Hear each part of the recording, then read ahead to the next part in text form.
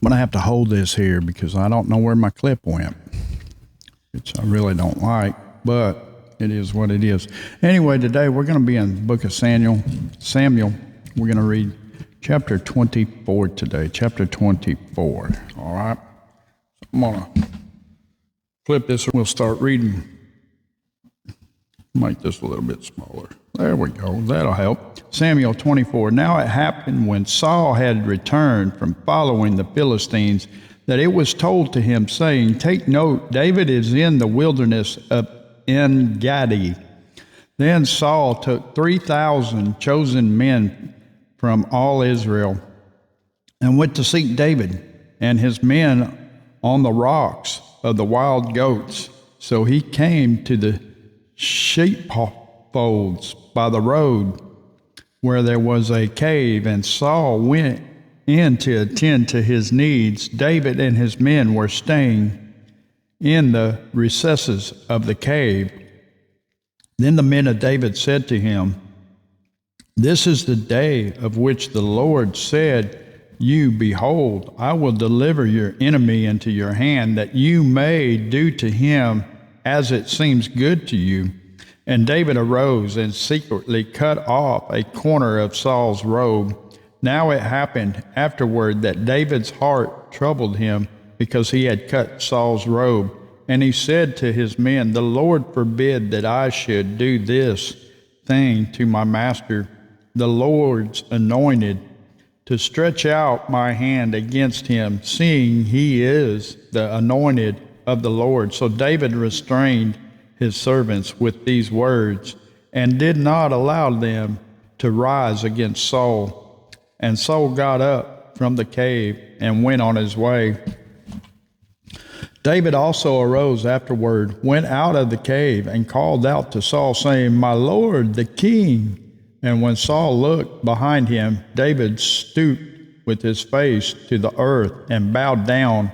And David said to Saul, "Why do you listen to the words of men who say, indeed, David seeks your harm?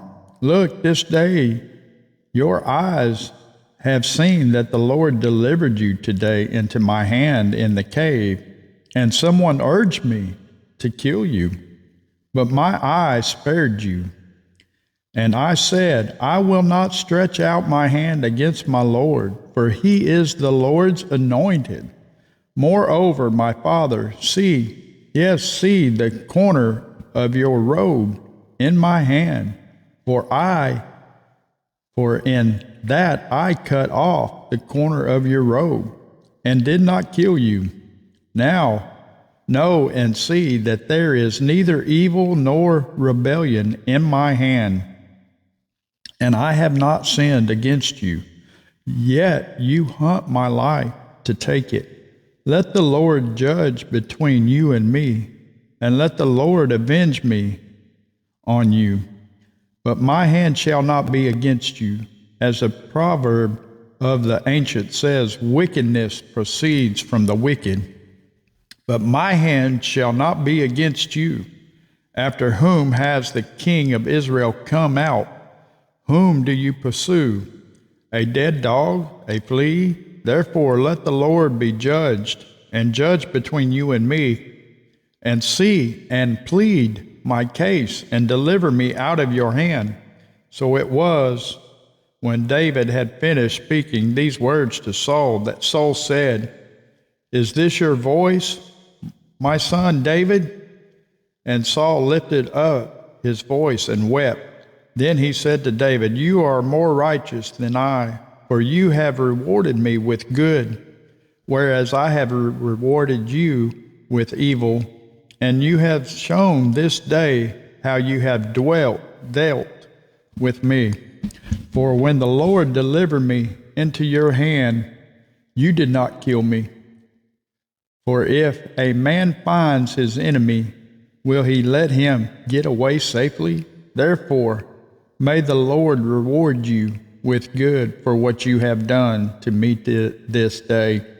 And now I know indeed that you shall surely be king, and that the kingdom of Israel shall be established in your hand.